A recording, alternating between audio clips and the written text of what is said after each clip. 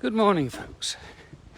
I hadn't planned to come out this morning, and I hadn't planned to do a video either, but I saw the blue sky and I felt the need to have some big sky.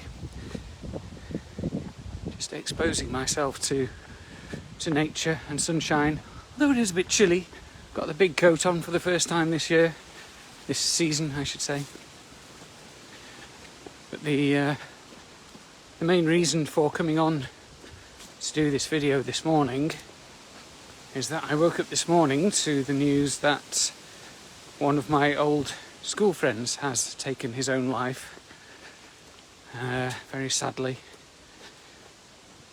So another one of my friends let me know about it, and it's another preventable tragedy, sadly. It's not someone I was super close to, and to be honest, I don't remember a lot about him. I hadn't seen him for 30 years, but I had exchanged messages with him earlier this year when he found out about the hive and joined. So we've lost one of our bees today, folks. And we had some good chats about the work that he's been doing with homeless people. And also he was a comedy promoter, did some comedy himself. And I didn't get the impression that he had any mental health issues, but clearly that was the case, and the pandemic has magnified those for him and claimed his life. He took his own life earlier this week. So it's just been another stark reminder for me about the importance of talking about mental health, the importance of connecting to other people, and that's something that the pandemic is really, it's making it difficult for a lot of people to connect with each other. And this is the third male school friend who has died in the past couple of years. Excuse me. And I just wonder that if those people had spoken up, had supportive people around them, who wouldn't stigmatise them or judge them for their mental health issues, if they felt comfortable to speak about what was really going on for them, they might feel less alone, less despairing, and maybe they'd still be here today. And men in their 40s. If memory serves, it's the highest percentage of deaths by suicide is the male age 40 to 49 age group. So that's where I am. And I've had suicidal ideation, I've had dark times, and I know a lot of people who are struggling right now. Just been chatting to another friend this morning who's really struggling. Just one thing after another, all the restrictions and struggles of life, financial worries. It's getting too much for a lot of people. So two things I want to say about this. First of all, please, if you are struggling, speak about it. Find someone, whether that's a friend, a support group, a GP, a family member. Please talk to someone. I promise you it helps. Secondly, if you've got someone that you feel might be struggling, they hide it well sometimes, put on a mask. But if you suspect they might be struggling, if they've gone quiet, if their behaviour's changed, if they're feeling withdrawn, just talk to them, ask them, are you okay? How are you doing really? Is there anything you want to talk about? And maybe by opening up yourself, talking about your own experience, if you've had some struggles yourself, that might encourage them to do the same. And who knows, it could be the first step towards healing. It could be, you could save a life just by having that open, non-judgmental conversation. We're all humans, we're all vulnerable. This is a very abnormal and difficult situation that we're all in at the moment. So we need each other, we do. We need connection, we need love, we need support, and we really, really need to be talking about mental health, folks. So let's try and break that stigma, let's try and open up the conversation.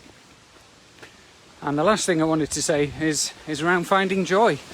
I touched on it with my short video I did the other night, in response to the Brené Brown podcast and the Surge Capacity article that I shared. It's a key part of self-care, is doing fun stuff. It isn't all about having a bath with scented candles and meditating. Have fun, dance, sing, laugh, go and bounce on a trampoline, which I'm going to do next weekend. We need this joy in our lives, and I know it's a very serious situation and there are restrictions on what we can do and can't do as regards going out to do a lot of the fun activities that we used to do before the pandemic, but there are still things that we can do. If you're in a choir, you can still go and do a socially distanced sing. If you used to go to comedy clubs, there's comedy happening online. Trampoline clubs are open, trampoline parks. Watch some comedy, whatever it is. Connect with people, do stuff that makes you laugh, do stuff that brings you joy. There's not a lot of point of being alive, I think, if we're just going to be super serious and worried and are not connecting with the inner child, that spirit within us that calls us to just do stuff that doesn't have a purpose, stuff that doesn't have a goal to it. That's how Brené Brown was talking about joy and fun. Just stuff that where you go into flow, you lose track of time. You're not aiming to achieve something, the next thing. It's just doing it for the pleasure of doing it. Play a board game, whatever it is. So, talk, please, about mental health. If someone else might be struggling, please reach out. Number 2. And number 3, let's find some joy. Let's do some stuff that makes us laugh and keeps us alive in our hearts and in our bodies. So sad to lose another friend today. So, I think that's everything I wanted to say. The other thing is guests in the hive are looking a little thin on the ground. I've got a couple booked in for the next few weeks, but lots of gaps. So if you would like to come on and talk about your own experience, whether it's a mental health journey, something about relationships, anything about spiritual development, personal development, your story. Everyone's got a story. You might not think your story is interesting, but I guarantee you it is, and it will inspire someone. So if you'd like to share it, please do send me a message and fill some of those gaps that I have in our schedule.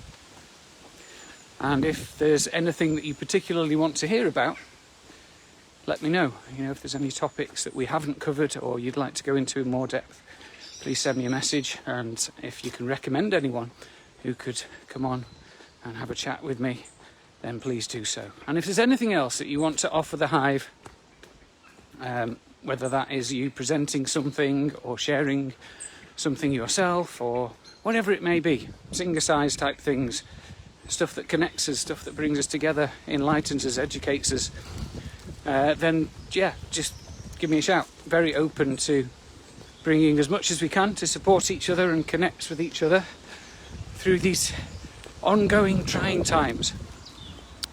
So, yes, thank you, folks, our darling men and darling brothers. Yes, Joe. And it isn't just men as well. I know ladies are struggling too, but so often brothers, like my friend Ian, he was a dad, a brother, a son, someone who worked with the homeless, and he's no longer with us on this earthly plane, very sadly. So, one more time, please talk if you're struggling. Please, please, please. find someone to talk to. It helps, I promise you. Number 2, if there's someone you know who looks like they might be struggling, just ask them. Open up the conversation. Don't be judgmental, and encourage them to speak. Number 3, let's find some joy. Find some joy in your life. Connect with people, connect with yourself, connect with your inner child. Laugh, have fun, dance, enjoy yourself. It releases lots of lovely chemicals in the brain. Just like going for a walk in nature and sunshine. Lovely. Okay, I shall leave it there. I have a weekend all about Gestalt to go and attend now. I say in college, but it's on Zoom. So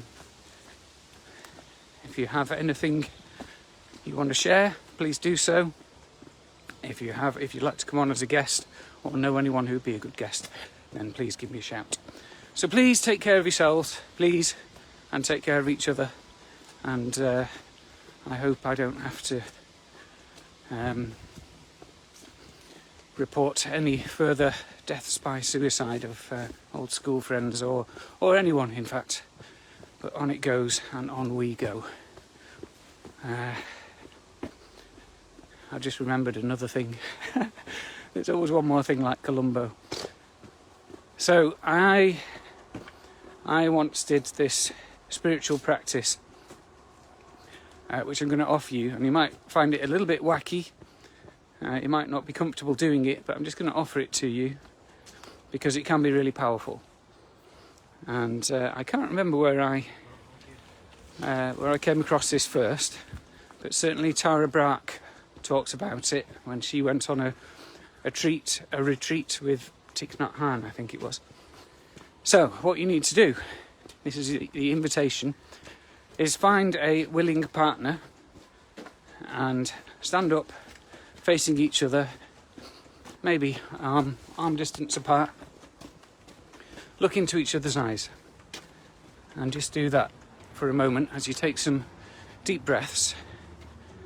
Really try and connect with yourself, connect with the person in front of you. Breathe in their energy and their being. Keep looking into their eyes, and then in turn you say these 3 sentences. So the first one, as you continue to look into your partner's eyes, is I am going to die. And then pause for a moment, take a deep breath, continue looking into your partner's eyes and say, you are going to die. Another pause, another deep breath, keep looking into their eyes, and then say, and all we really have is these few moments. And then you switch over and the other person says the same thing. And whilst that may seem morbid, it may seem a bit weird, like I say, it can be really powerful, a kind of meditation on death. We are all impermanent, we are all going to die. We don't know when. We have a choice if we want to end our lives, but quite often we don't ruminate on it. Certainly in this country and a lot of Western cultures, we don't spend time contemplating our own mortality, and we can get lost in a hamster wheel of doing instead of being. So this practice, spiritual practice, I think can really bring into focus what's important and the fact that we are all very transient. We're here for a blink of an eye, really, in the grand scheme of things. And that practice can really help you focus on the importance of relationships, the gift of life, what's really important to you. And maybe the things that you've got going on in your head that are things that need to be done, that are very important and pressing, they might lose some of their significance, and you might actually think, gosh, do you know what? I'm going to go and phone my dad up, or go and spend some time with my best friend, or go to the trampoline park, or listen to some music and dance, because all the other stuff actually, in the grand scheme of things, doesn't matter that much. So, if anyone tries that or has tried it already, do feel free to share your experience. I did it with my men's group, Man Tuesday, before lockdown. And for some people it was very powerful, for other people it was all a bit weird. So I invite you to give it a go and feel free to let me know how you get on. That really is the end. And I hope you enjoy your Friday, and I hope you're able to connect with some joy and connect with yourself and connect with others. And like I say, if you're struggling, anyone else is struggling, please reach out. You have a supportive community here, and I'm sure there are other people in your lives that can support you and that you can support likewise. We're all in this together. We will get through it. Might be a long slog, but we need each other. We need this connection. So let's keep it going, folks, and talk about mental health and find some joy. I'm really going now. You hang up first. No, you hang up first. Okay, take care. Oh, hang on. Who's saying stuff? This goes for you too. Yes, thank you, Emma. Yes. Always here for a chinwag. Thank you. Yes, I have a list of people in my phone. It's a list of people to call when I'm feeling down. I'm going to add your name to that list. Thank you. Oh, powerful practice. Yes, it is. Any other comments? That's all of them, I think. Okay, I'm definitely going this time. Take care of yourselves, folks, and love to you all. Take care. Bye-bye.